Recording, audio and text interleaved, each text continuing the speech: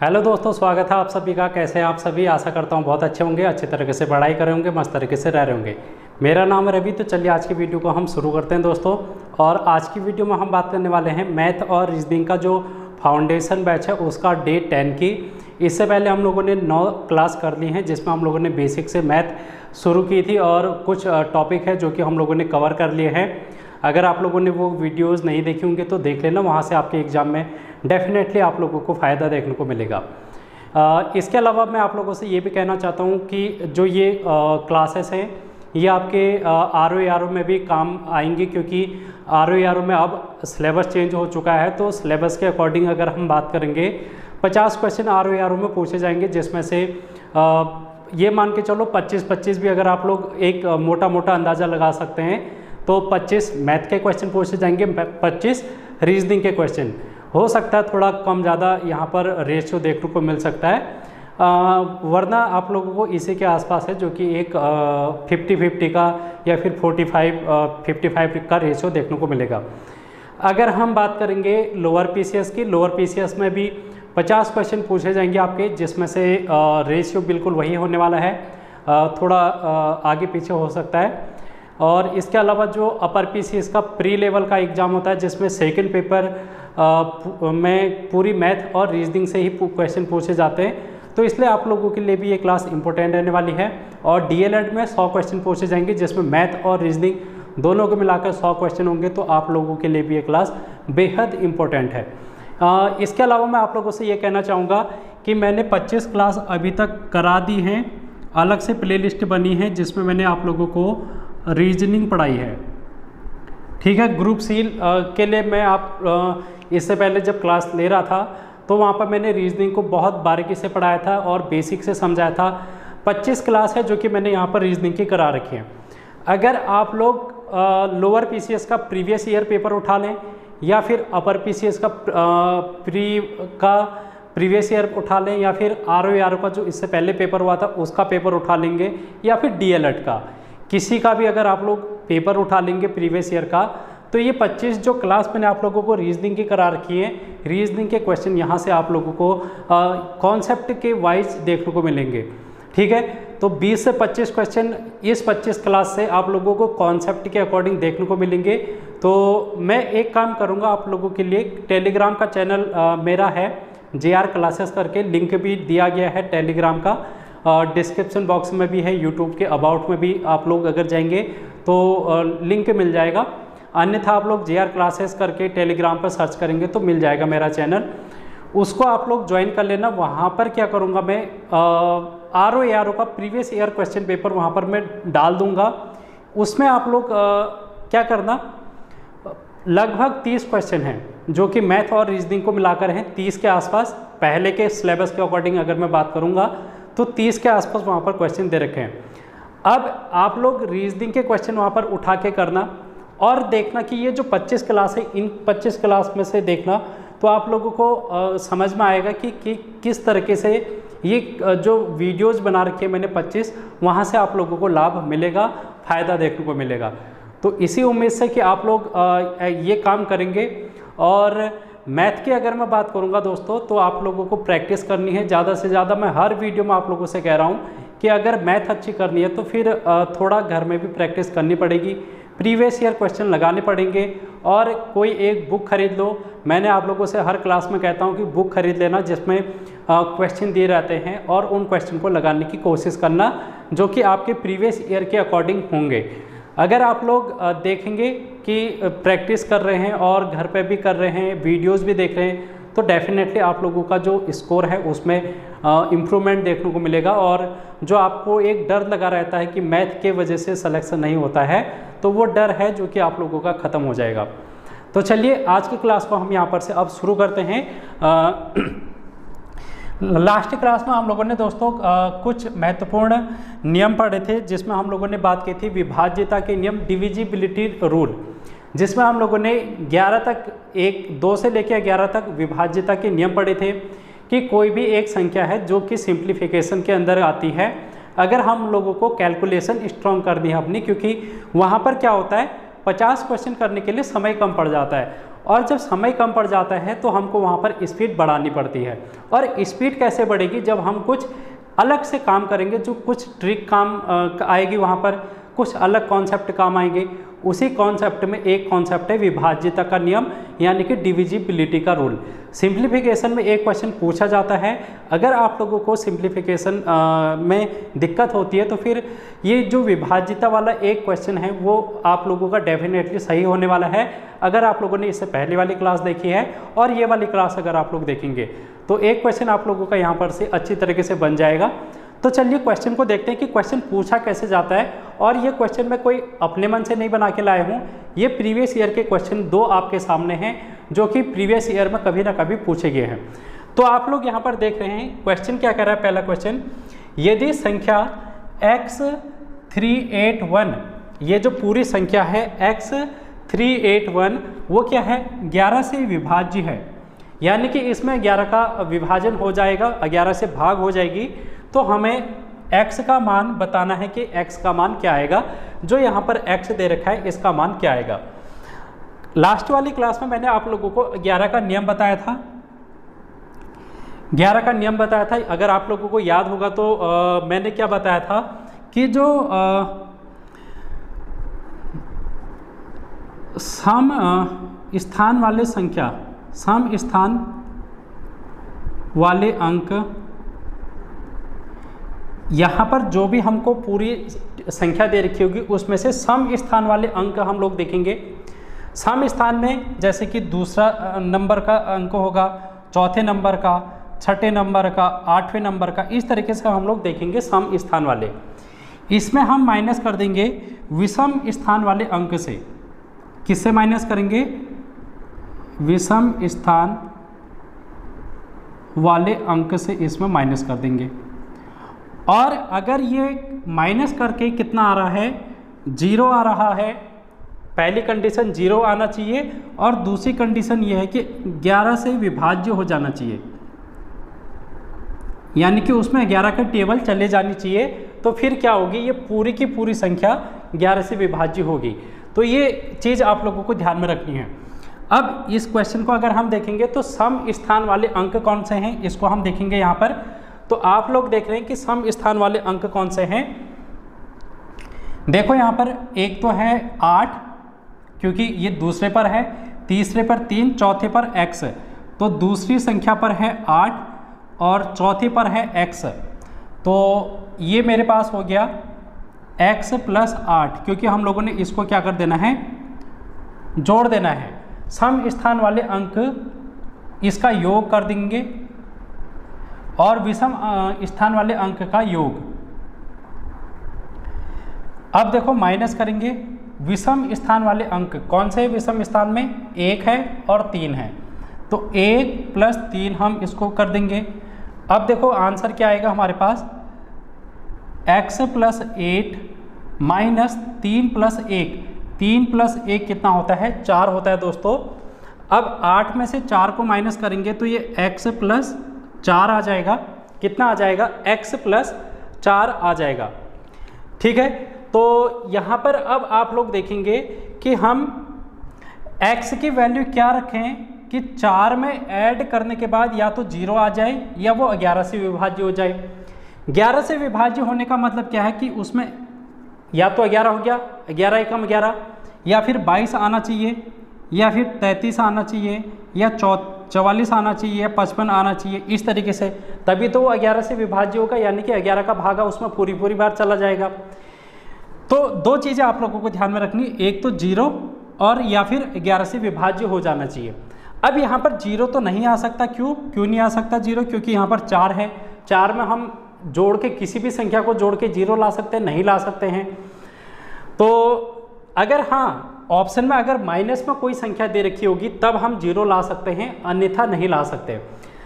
उसको भी अभी हम देख लेंगे, अगर ऑप्शन में माइनस दिया होगा तो किस प्रकार हम कर लेंगे। फिलहाल आप लोग यहाँ पर देखेंगे कि सबसे छोटी संख्या इसमें क्या है, 11 है, जो कि 11 से विभाज्य हो जाती है। तो 4 में हम कितना जोड़ें कि 11 आ जाएगा। तो 4 में अगर दोस्तों मैं 7 जोड़ दूंगा, 4 में अगर मैं 7 जोड़ दूंगा ये 11 आ जाएगा। तो x की वैल्यू क्या आ जाएगी, यहाँ पर 7 आ जाएगी। क्यों? क्योंकि 7 जोड़ने के बाद यहाँ पर 11 आ जाएगा और ये 11 क्या होगा, इस 11 से विभाज्य हो जाएगा। इस प्रकार हमारा जो आंसर आ जाएगा वो 7 आ जाएगा। यहाँ पर x की वैल्यू कितना आ जाएगी, 7 आ जाएगी, 7 आ जाएगी। अगर ऑप्शन में हमारे पास इस तरीके से दे रखा है, ऑप्शन देखो -2, -4, -3 और -5, अगर ये हमारे पास ऑप्शन दे रखे हैं x की वैल्यू इसमें से क्या होगी ये हमको बताना है। तो हमारे पास क्या बन रहा था कंडीशन, x + 4 का बन रहा था, x + 4 की यहाँ पर कंडीशन बन रही थी। तो x की वैल्यू क्या होगी कि या तो वो 0 आ जाए या फिर 11 से विभाज्य हो जाए। तो यहाँ पर आप लोग देखेंगे अगर मैं इस x की जगह -4 रख दूंगा फिर +4 कर दूंगा तो ये माइनस प्लस माइनस होता है और 4 में से 4 अगर हम माइनस कर देंगे तो वो 0 आ जाएगा। तो इस प्रकार अगर ऑप्शन में माइनस दिया होगा और माइनस में 4 दिया होगा तब भी आपका आंसर सही आ सकता है। अगर प्लस में आंसर होगा तो फिर यहाँ पर 7 आंसर आ जाएगा। आई होप इतनी बात आप लोगों को क्लियर हो चुकी होगी। अब बढ़ेंगे हम नेक्स्ट क्वेश्चन की ओर। नेक्स्ट क्वेश्चन क्या कह रहा है, देखो एक संख्या दे रखी है 451x603। ये जो पूरी संख्या है वो 9 से विभाज्य है। कितने से विभाज्य है दोस्तों, 9 से, यानी कि इसमें 9 का भाग पूरी बार चला जाता है।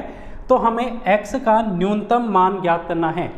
x का हमको मिनिमम जो कि लोएस्ट वैल्यू हो सकती है उसको हम लोगों को फाइंड करना है।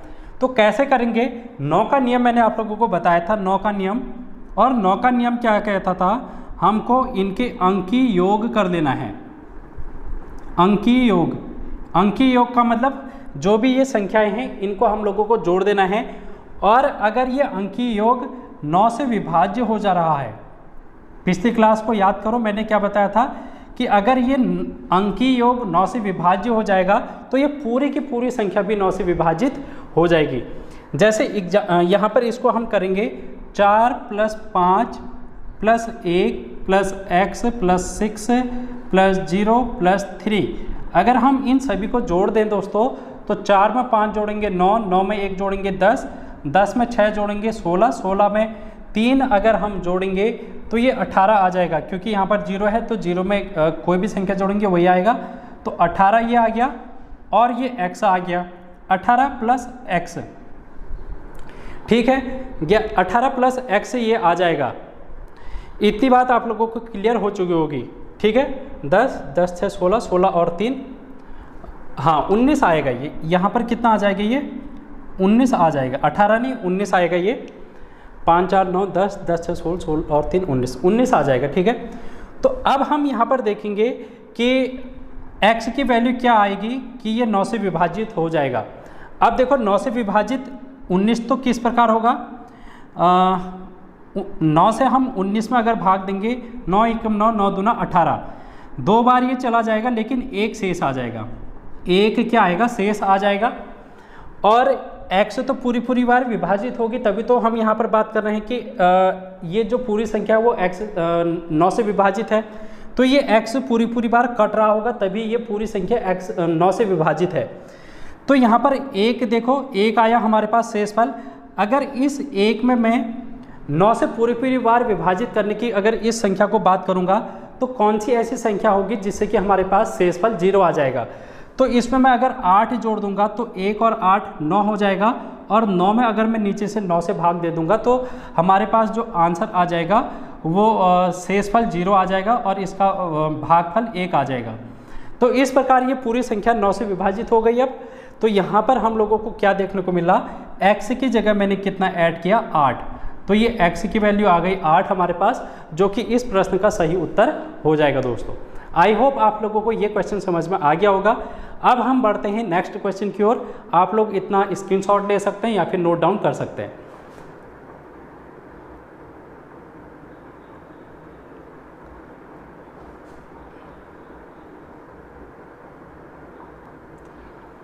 अब आपके सामने 2 क्वेश्चन और हैं।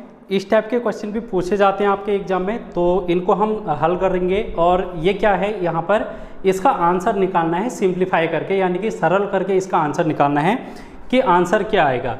तो चलिए इस टाइप के क्वेश्चन को हम करने के लिए क्या करते हैं, इसको सिंपल सा यहाँ पर समझने की कोशिश करना। ये जो भिन्न हैं आप लोगों को भिन्न देखने को मिलेगी। और ये भिन्न मैंने आप लोगों को पहले की क्लास में करा रखी है, भिन्न का जोड़ घटाना गुणा भाग।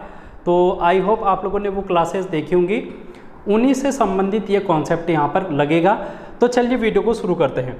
यहाँ पर आप देखेंगे कि इस टाइप के क्वेश्चन हम कैसे सॉल्व करेंगे।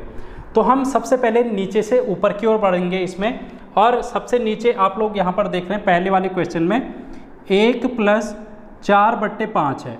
क्या है? सबसे पहले 1 + 4/5 ये भिन्न की जोड़ हो गई। इसको मैं थोड़ा सा डिटेल में समझा देता हूँ और फिर इसको हम थोड़ा सा फास्ट कर लेंगे, ठीक है। तो ये भिन्न की जोड़ हो गई। तो भिन्न की जोड़ किस प्रकार से है? ये 4/5, तो 1/1 इसको हम 1/1 मान लेंगे, बिल्कुल। तो अब यहाँ पर हम अगर भिन्न की जोड़ करेंगे, नीचे से अंश में 5 आ जाएगा, हर में 5 आ जाएगा, और 5 × 5 + 4 × 4, तो ये 9/5 आ जाएगा। इसका आंसर कितना आ जाएगा? 9/5 आ जाएगा। इतनी बात हुई क्लियर।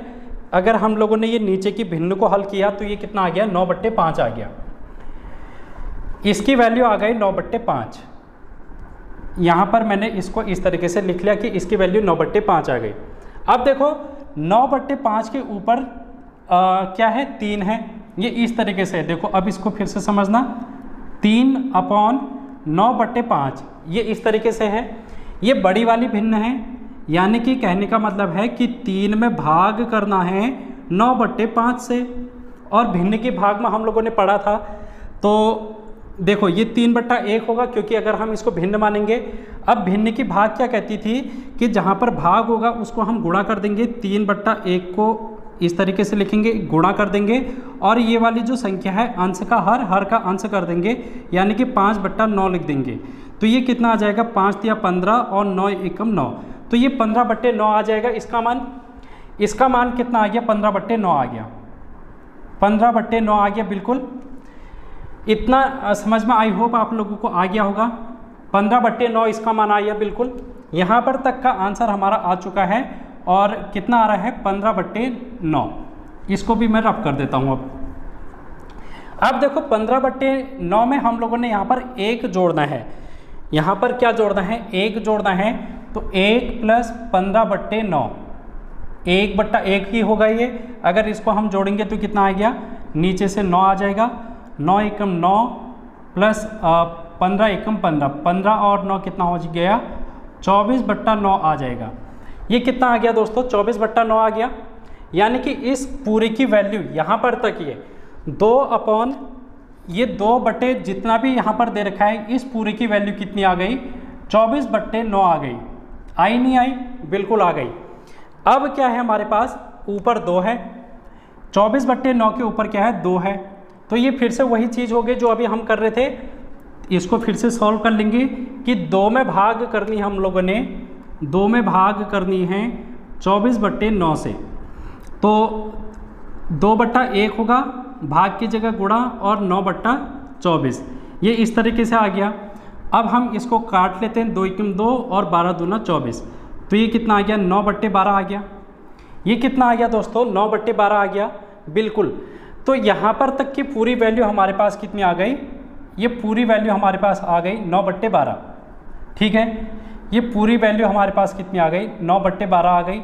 और इस 9/12 में अब हम लोगों ने क्या ऐड करना है? इसमें हम लोगों ने 1 ऐड करना है। कितना? 1। तो इसमें हम 1 ऐड करके देख लेते हैं, जो कि हमारा अंतिम स्टेप होगा। तो 1/1 + 9/12, तो ये इसका हर आ जाएगा 12, 12 × 12, 9 × 9, 12 और 9 कितना हो जाएगा?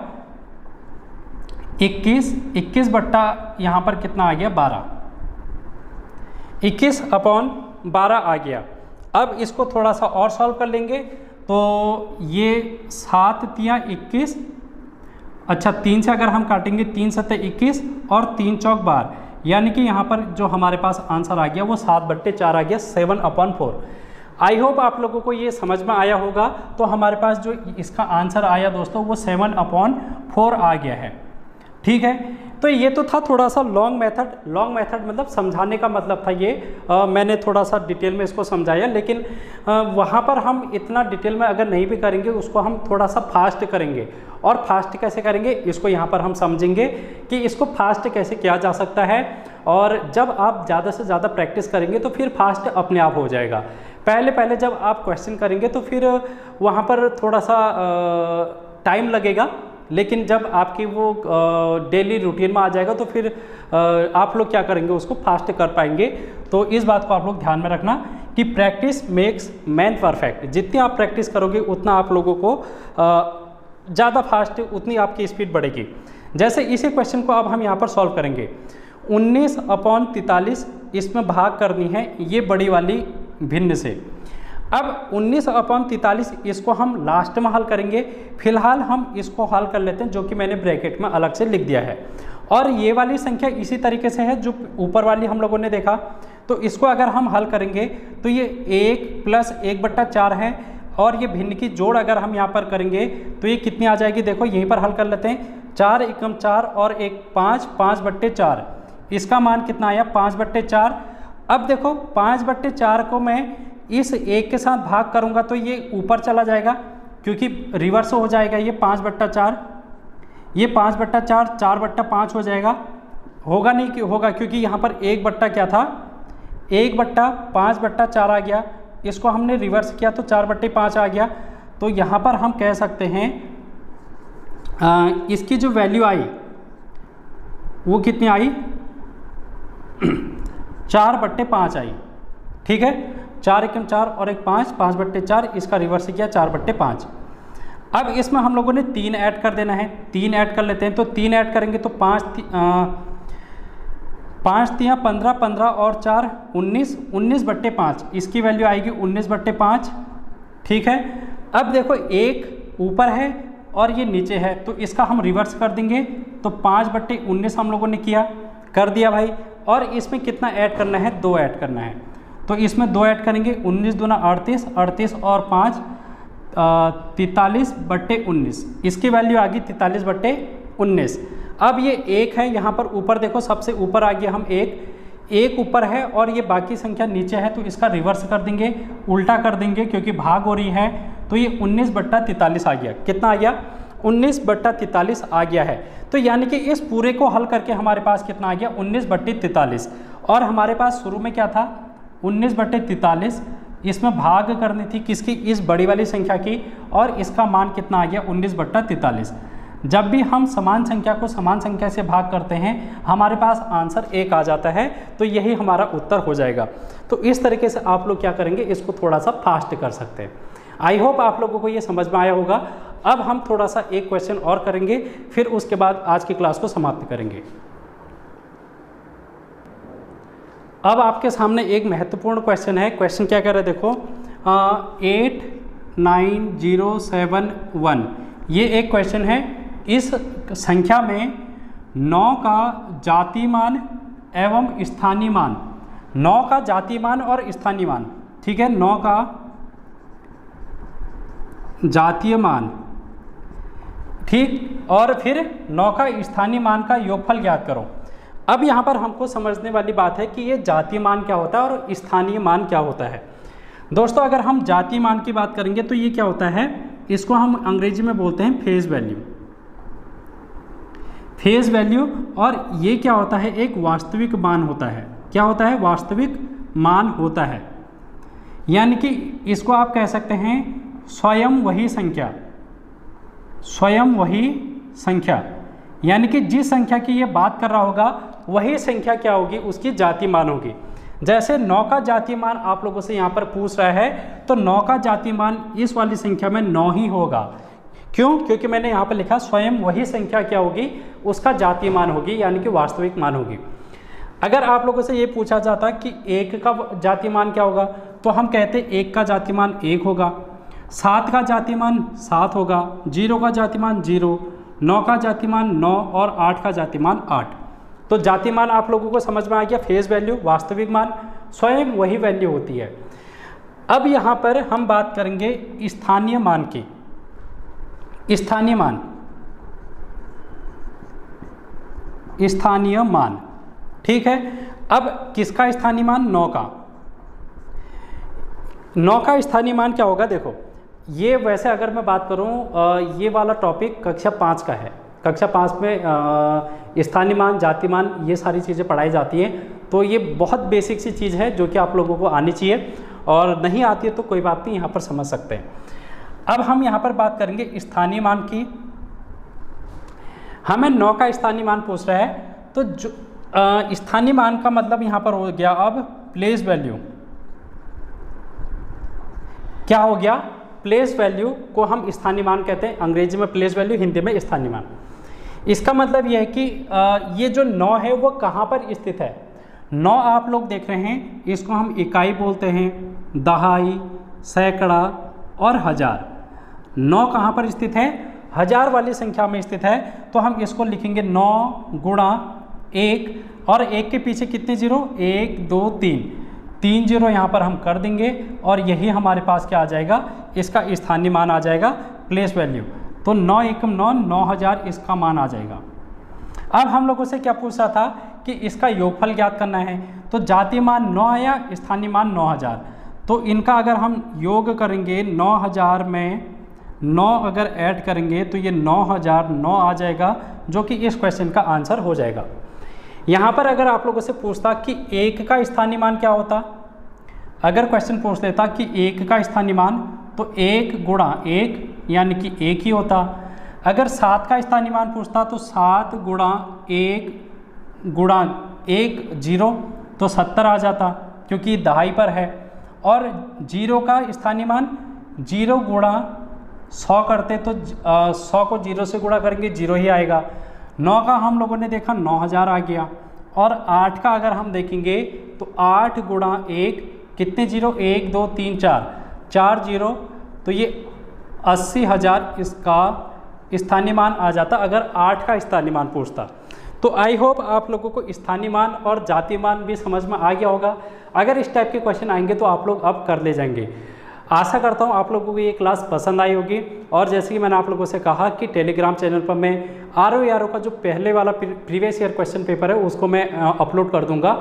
वहाँ से आप लोग ये जो मैथ और रीजनिंग का पोर्शन है उसको हल करने की कोशिश करना, और फिर जो मैंने 25 क्लास आप लोगों को रीजनिंग की करा रखी उसमें देखने की कोशिश करना। और फिर जैसे ही आप लोग 25 क्लास देखेंगे तो फिर सारे क्वेश्चन आप लोग रीजनिंग के हल करने लग जाएंगे। और फिर यहाँ पर तो मैं मैथ करा ही रहा हूँ, तो मैथ भी आप लोग अच्छे से सीख सकते हैं। तो आज की वीडियो में इतना ही। Thank you so much.